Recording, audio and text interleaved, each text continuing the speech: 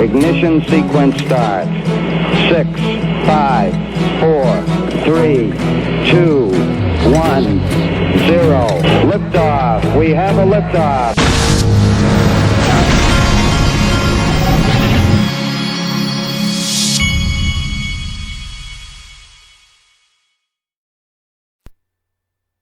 Hey everybody, this is the Digital Asset Investor, and I want to tell you a quick funny story. So yesterday, I'm in the batting cages and I'm throwing to my now 8-year-old. For those of you that don't know, baseball's our thing around here, and I started with this now 8-year-old, when he was 5 years old. And from the time that he was 5 years old, he has been hitting 2 buckets of baseballs a day, and he's been doing it 3 days a week, year round, not just during baseball season. And I'm not exaggerating. Well, I've also turned him into a switch hitter, so he hits from both sides of the plate. So yesterday I'm throwing to him, and the way we throw to him is I throw to him left-handed, and as soon as he hits a hard one that I say is hard enough, then he switches to right-handed. And so while I'm throwing him a bucket, we go back and forth, back and forth. One day I'll show you a video of it. And so there was another kid who's also an 8-year-old who was taking a lesson right next to us, and he's sitting there. He's taking his lesson. Every once in a while he looks over and he's watching my son. And at the end of his lesson, he's sitting there in a chair and he's staring at us, and he looks at the guy that's giving him the lesson. He says, "How old is that kid?" And the guy goes, "Well, he's 8 years old, but you've got to understand, he's up here almost every day." There's a lesson there somewhere, folks. Now, all the world is a stage, folks, and I want to show you part of the stage. This is, of course, since I got into this digital asset space, this is the biggest news that I have ever seen since I got into this space. I've covered it all, trust me. The other day, it's 2 days ago when this news came out that banks in the U.S. are now going to be able to custody digital assets. This is huge news because this is the ultimate legitimization of digital assets. This is everything that we dreamed of. And a funny thing happened along the way. We're now in day 2. And I'm not saying it hasn't been covered at all, but it really hasn't been covered by the traditional financial media. And I do mean not covered. I've looked everywhere. Now, I'm not saying there may not have been some whisper, but what I am saying that they haven't covered it, folks. These guys, this is the biggest news to hit digital assets since it started. And these guys have ignored it. CNBC's ignored it, and CNN Business, they've ignored it too. Now, I'm not saying, this is not saying anything bad towards their reporters or anything, but the bottom line is news media has always been, if you want to call it, centralized. In other words, I'll give you a good example. Remember when when I was a kid, Superman was one of my favorite movies, and Clark Kent worked at what was it called? The Globe or whatever. Well, there are scenes in the movie, and in just about any movie where you see they have to go in and they have to talk to their, whatever they call them, the editor, and the editor decides what is run in the news, or somebody decides what is run in the news. And there's a point there, is that these people report to someone filters through what the news is going to be. And it's always been that way. Luckily, it's not that way for those of us like myself that have YouTube channels. We get to say what we want to say and tell the truth. But my point is that who runs all these organizations? Who do you think runs all these organizations, folks? Why do billionaires want to own the news? Why do you think? Jeff Bezos bought the Washington Post. This guy bought the Boston Globe. This guy bought the Las Vegas Review-Journal. The wealthy have always been attracted to news media, chiefly because influential media buys access and influence for owners, says Mr. McCabe. They're not buying media companies, folks. What they're buying is the narrative. They get to control the narrative. Well, who owns these companies? Well, CNN. Let's look at who owns CNN. Let's see. I'm trying to see if I was in the right place. The early history. This is the history of CNN. Let's see. 2018 to present under Warner Media. Warner Media. Who owns Warner Media? AT&T owns Warner Media.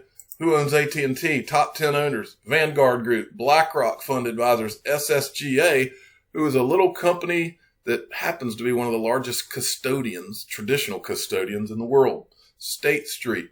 And also you'll see Northern Trust.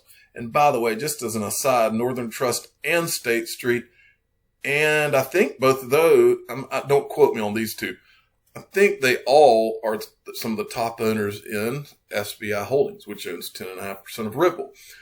Next up to bat, CNBC. Who owns CNBC?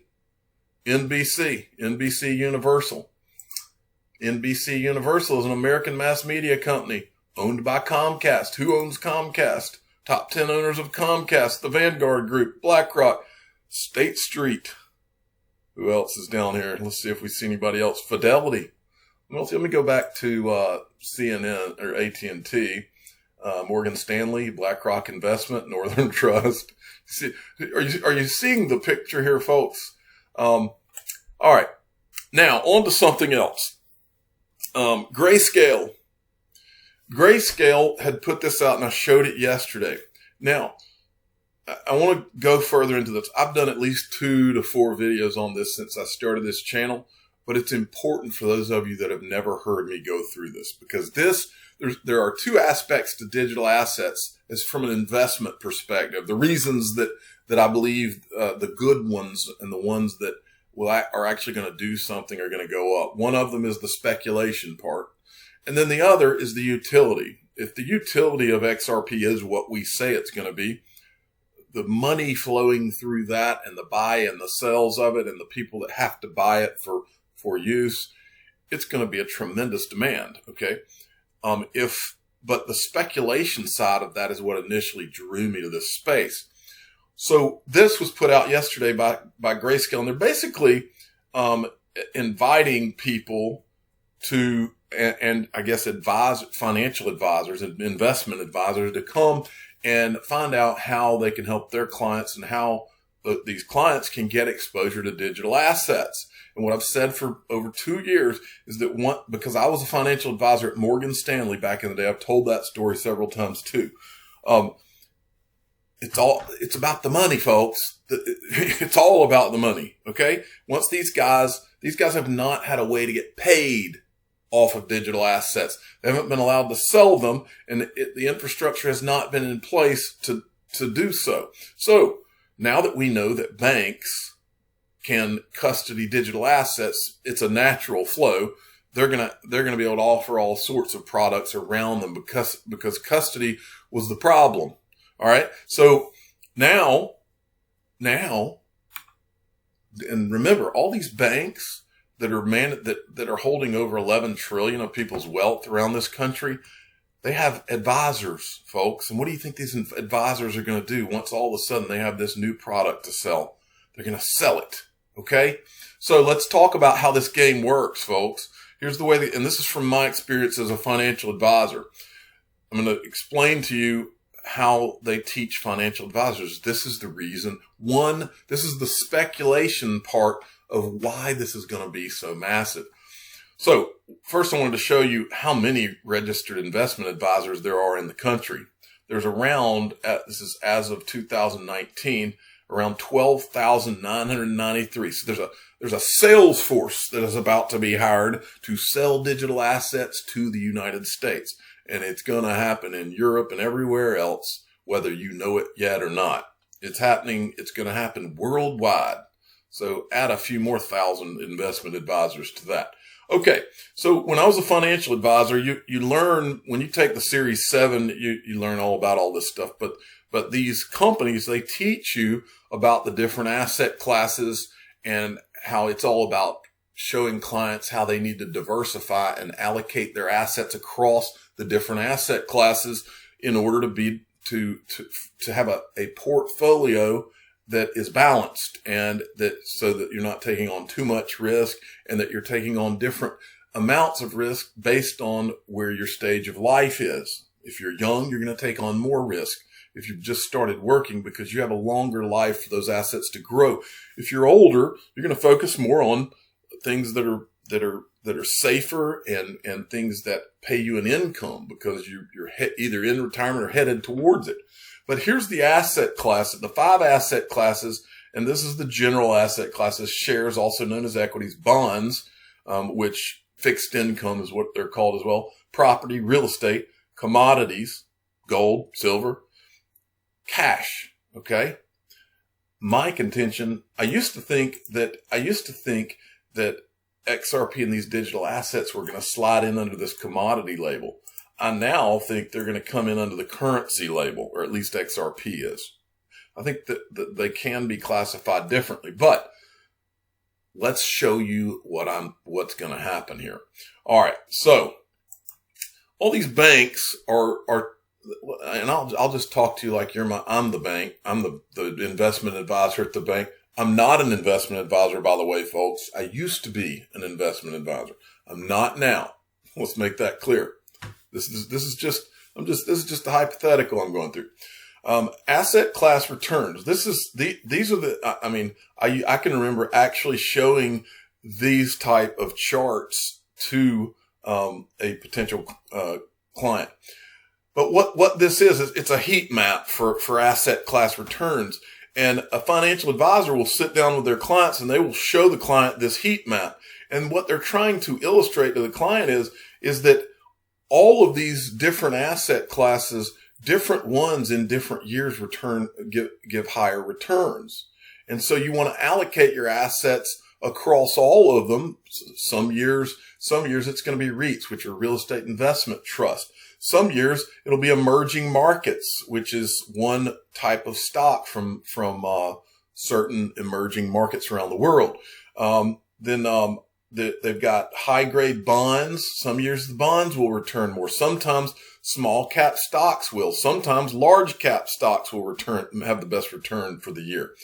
But the point is, if you allocate all of your assets across these things, then you are diversifying so that you're not exposed to as much risk. Okay.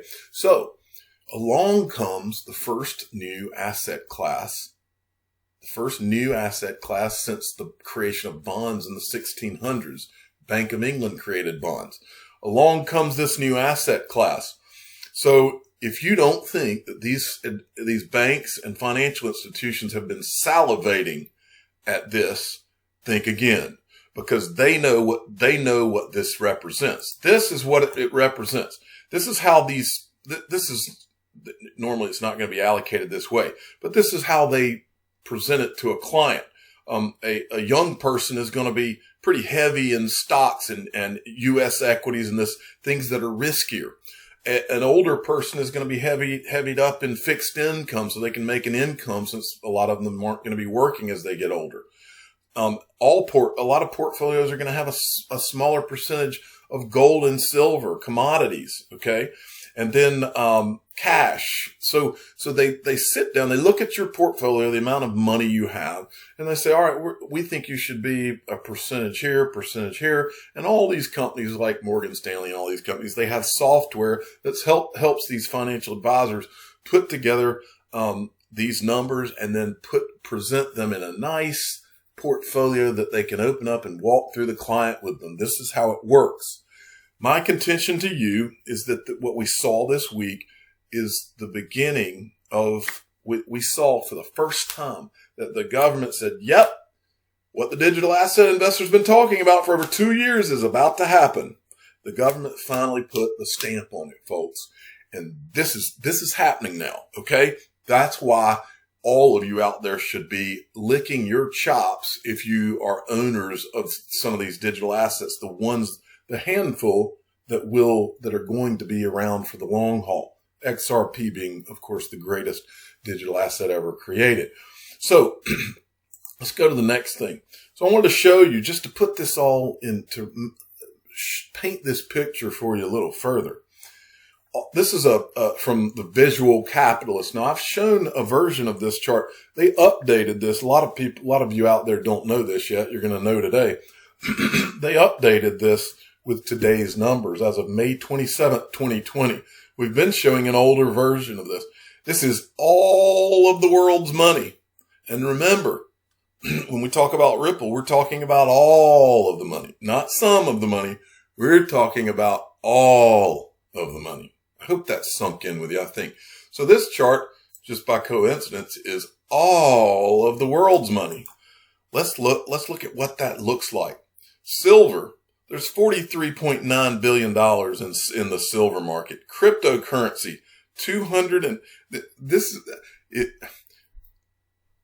I would have my 8-year-old draw you a picture, but the picture is right here in front of you. So today I'm going to show you a picture that's already been drawn. The visualcapitalist.com has drawn you the picture. Silver, there's 43.9 billion. And as we go through this, I want to make sure that you understand the context of this. When we talk about digital assets, what we're talking about is not just a new asset class, but the asset class that is going to swallow all of the other asset classes. All of these other asset classes are going to be tokenized.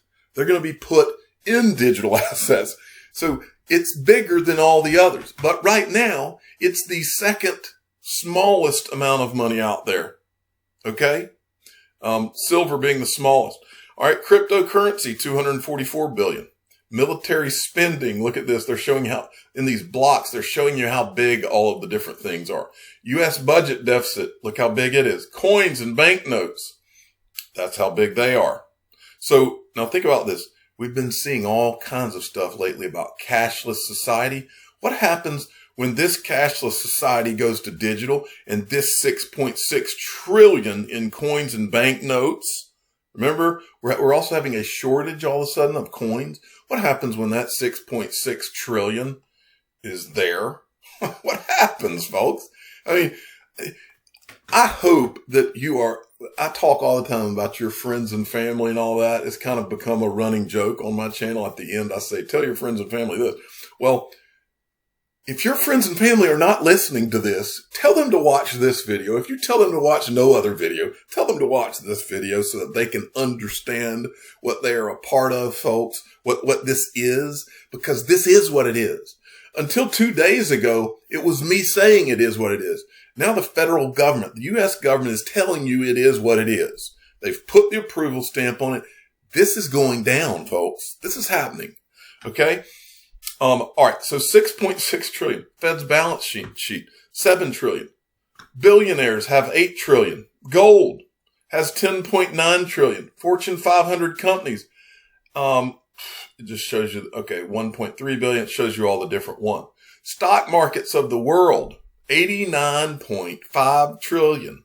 And that, my friends, is going to be tokenized. Write it down. You heard it here. Narrow money, the money supply, 35.2 trillion. That's the total value of the world's easily accessible money. This includes the world's coins, banknotes, and checking deposits. And remember, crypto is going to be in those deposited right alongside this stuff. We found out this week.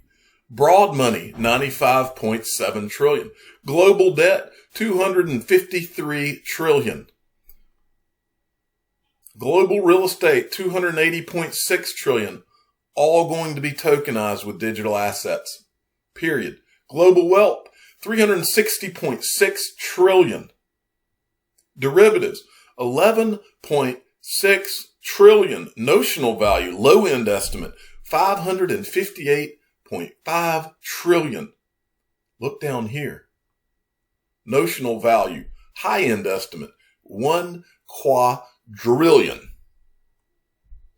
And there is all of the world's money, because we are talking about all the money. Now, I didn't plan on showing you this part, folks, but I'm going to show you because I bumped into it along the way. When I was on the Visual Capitalist website, I happened to see this graphic. And I'll make a point here, folks. If you think that what's going on with digital assets does not have to do with gold, then you need to go back to studying, because this is all about gold. It's about all the money, and it's about God's money, gold. It's about all, and look, I can't tell you how many times I've heard the comparison of XRP to oil or XRP to gold. I've heard it from people all the way to the top of this whole thing. And I've heard it over and over and over. And I'm going to show you somewhere else I've heard it too. I'm going to show you in 1 second. But first, look at this gold visualization. This is pretty awesome. Price of gold from 1915 to 2020. Gold has always been a store of value, but there are periods when the growth is explosive. Now look at this. A lot of you probably have never seen this before. The end of gold-backed money. The 1929 stock market crash marked the beginning of the end for gold as money. In the wake of the financial collapse, investors started redeeming paper currency for its value in gold, removing currency from the economy. Then, if you look, this is right here, and then if you look here, this is the most interesting part. Right here, the price of gold was set by the U.S. government and kept financial markets and the price of gold stable during an era of unprecedented growth. 1971, the gold standard was abandoned. And then you see end of the gold standard. This is the period that should terrify all of you.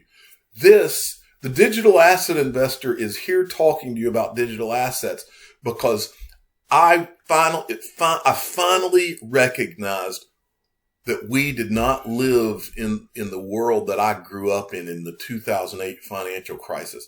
And I went to gold and silver from there when I realized that this was all, when I saw those bailouts and I realized this is not sustainable. I finally realized when I saw those bailouts that this was all going to collapse unless somebody did something. So I started investing in gold and silver. And then I found out about Bitcoin and I started going down this rabbit hole. And that is what led me here. And this is not sustainable. And I have shown you on this channel that the people that run this world, the people, whether it's Glenn Hutchins or all these people at the top of the pyramid, folks, they knew a long time ago that these joke of monetary policies that Ben Bernanke and all these clowns have been doing for all these years, they knew that it wasn't sustainable. They had to roll it into something. That is what digital assets are. That is what's happening. Let's go back down to this. It's all about gold, folks. The price of gold was set by the U.S. government and kept by financial markets. The price of gold stable during an era of unprecedented growth. So what is this right here? I was curious when I saw this. It shows between 50 and 55. So I went and looked and dug. I'm not going to go into these, but I wanted to show you just what it was. It was called the London Gold Pool. The central banks coordinated concerted methods of gold sales to balance spikes in market price of gold as determined by the London Morning Gold Fixing. Gold fixing. Who chose that wording? While buying gold on the price weaknesses, the United States provided 50% of the required gold supply for sale. The price controls were successful for 6 years until the system became no longer workable. The pegged price of gold was too low, and after runs on gold, the British pound and the U.S. dollar occurred. France decided to withdraw from the pool. The London Gold Pool collapsed in March 1968, so it didn't work. And then that led us, I said, let's go look at this gold fixing. What's that about? Gold fixing. The London gold fixing is the setting of the price of gold that takes place via a dedicated conference. It was formerly held in London on the London premises of Nathan Mayer Rothschild and Sons by the members of the London Gold Market Fixing Ltd. So I thought that was interesting. And then this article popped up when I was looking around. Rothschild emerges from the shadows for the centenary of the London gold fixing. This is from last year, 2019. So this part down here, I'll read, and it was interesting to me. The 1919 launch of the gold fixing by the Bank of England and Rothschild succeeded a more informal version of a gold fixing that existed up to the outbreak of the First World War in 1914, which consisted of a meeting of 4 London gold brokers, these guys, okay, for the next 85 years from its inception in September 1919. The gold fixing occurred daily at Rothschild's headquarters in New Court, across the road from the Bank of England. 5 men, Rothschild would remain as the gold fixing's permanent chairman until May 2004, at which point the fabled investment bank mysteriously departed the gold fixing and stepped back into the shadows after 200 years in the London gold market. Until now, that is. For in one of its rare reappearances, the LBMA's seminar and cocktail reception to celebrate gold fixing centenary took place this week at, you guessed it, NM Rothschild's headquarters, wherever that is. So in 2019, they stepped back into the game. So this is Peter Schiff, who's the guy that talks about gold all the time, from 2 days ago. The world is going back to a gold standard as the US dollar is about to collapse. Okay. Now I want to show you, these are two people who have disappeared from, who they were all in the XRP community, and then they all of a sudden poof and disappeared. This is from Rachel Lee.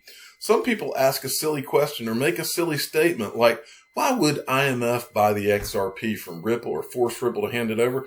It doesn't work like that. Ripple's creating digital gold with the help of the globalists. This, by the way, here's my disclaimer here, folks. I'm not saying this myself. I'm just reading to you what someone said, which has always, it's always been something I've just been like, wow, that just sounds, for 2 years I've been like, that sounds like bizarro. The longer I've been in this, the less bizarro it sounds. Ripple is creating digital gold with the help of the globalists. This is just part of the deal. Hand it over. Chris Larson and Arthur Bitto get to be trillionaires. Others get to be multi-billionaires, and you and I get to keep a slice of the pie as well. Ripple has no other use for the 50 billion XRP in escrow. All you have to do is sit back and watch it all play out like a movie. And then there was this. This was tweeted out, let me see when this was tweeted out, June 27th of this year, by this esoteric XRP. For those who followed Kendra Hill, remember Ripple will partner with Amazon. Codius is not dead. XRP with Codius will be unmatched. Ripple's cross-border payments is not the target. The derivative market is. That would be the $1 quadrillion derivative market. 1 XRP will be worth more than 1 ounce of gold. Again, this is not me saying this. This is what someone named Kendra Hill, who disappeared from Steemit, who was on there. It says XRP will one day be worth more than 1 gold ounce. And that is only a 5-year price prediction. This was put out back, I believe, in 2018. Okay.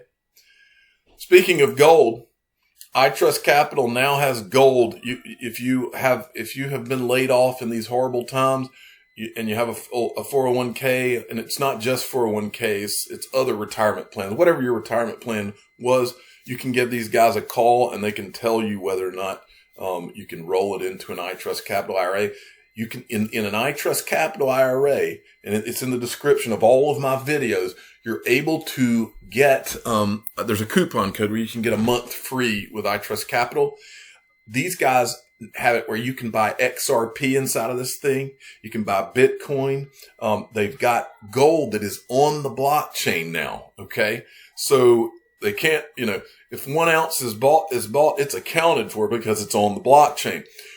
I've got a Roth IRA with these guys. Inside of that Roth IRA, if I decide to sell my XRP, I can let it sit there in dollars, or I can buy gold with it inside of the IRA. It's the greatest thing ever. And let me show you this. I want to show you what else, the different digital currencies that they offer as well. Bitcoin, Ethereum, XRP, Bitcoin Cash, Litecoin, EOS. And they've told me they're going to be adding others. And in fact, I'm talking to them, trying to get them to see if they'll add VeChain, maybe Stellar, some of the others like that. And so stay tuned. Also, I talked the other day about, how I don't care who you are.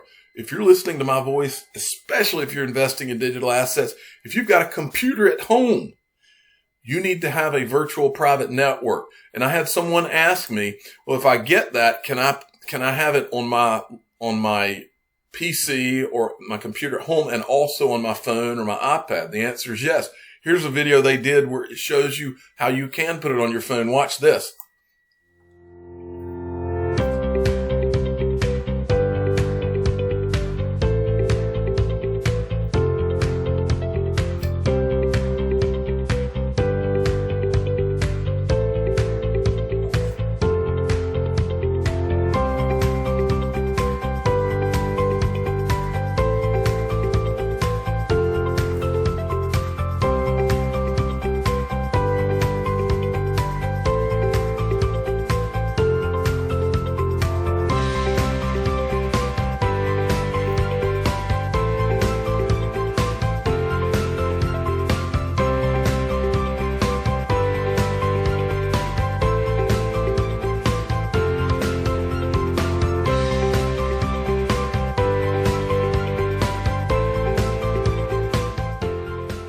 And once you do that, all of a sudden, the IP address that you have right now without a virtual private network, all of a sudden, you show up with a different IP address so that hackers cannot track you, folks. I'm telling you. And they've got, this is also in the description of all my videos. There's a link down there, and they're doing a 7-day trial for only 99 cents.